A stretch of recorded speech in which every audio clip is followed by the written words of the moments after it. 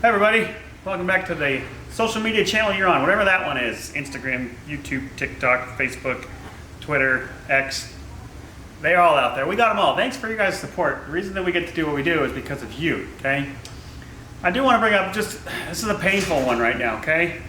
And this is a little hard for me to talk about. It's going to be a decently short one, but you could probably see the pain in this father's face right now. So this beautiful truck, we have King Twins behind us. I've obviously done some cool builds with it. Never really skimped on anything. And my son did work the truck off for the last 2 summers, working on the dyno tour, strapping trucks. You guys seen him out there, dirty as heck every dang time. Strapping trucks all day long in the heat. Earned that truck, okay? So he's had it for about 6 months now, and maybe a little bit longer. You know, we've been just kind of doing little things to it, make it better, make it a better truck along the way. Well, I don't know what happened. Keith doesn't rev bomb that thing, and when we did the last build, I put a stock OEM low pop in, and the reason being is it's not a race truck. It's a pulling truck that's just a nice daily driver. It makes 700 horsepower, it's just a fun daily driver. So we didn't put a billet low pop in because I don't need it. We're not trying to hit 5,000 RPMs or 6,000 RPMs. Well, that bit me in the arse. Here's the Ford one, right here. So, obviously, I mean, it cracked, chewed itself up, destroyed this bad boy, and yep, now I'm putting a low pop, billet low pop in from RCD. Probably should have just done it from the get-go. I wouldn't say it was me skimping money because I'm really not a cheap guy when it comes to this truck. I don't give a damn.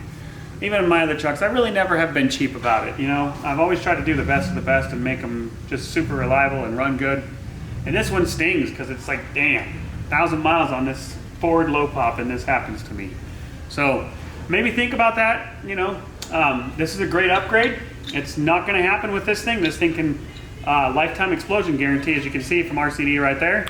This is designed to handle those 2,000 horsepower builds, and if it can handle 2,000 horsepower and 6,000 RPMs, it should be able to handle my 750 horsepower and 4,000 RPM truck.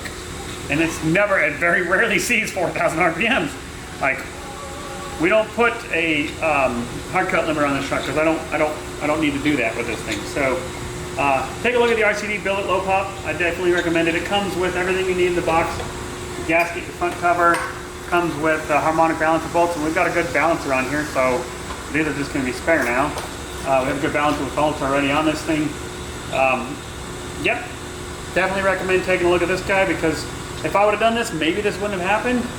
I don't know. Either way, it stings because I've never had a Ford low pop do this to me. I know it happens on the older trucks. I've seen it happen a couple of times, but I've never physically found one that this happened without over revving. And I know that, you know, he is a teenager, but I'm pretty confident that he didn't over rev this thing, so still sucks.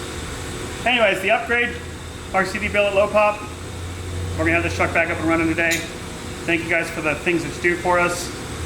We really appreciate it. Without you, we don't have the opportunity to build cool trucks, and then be disappointed when they break, and then have to find the problem and go through all that again. So check out the RCD billet low pop, $600.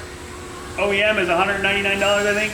I think for 400 bucks, probably I should have just done it from the get-go. I was not being cheap. I'm gonna make that loud and clear. I'm not cheap. I'm just saying I didn't think this truck needed it. That's the honest truth. Well, now Ford proved me wrong and said, yep, go aftermarket, because the OEM one is made somewhere that's not good and it's junk. And that's frustrating. So, RCD, thanks for the billet low pop. We really appreciate it. We're gonna get this slapped in and get King Twins back up and running so it can make this hometown meet that we got tonight. We really appreciate you guys.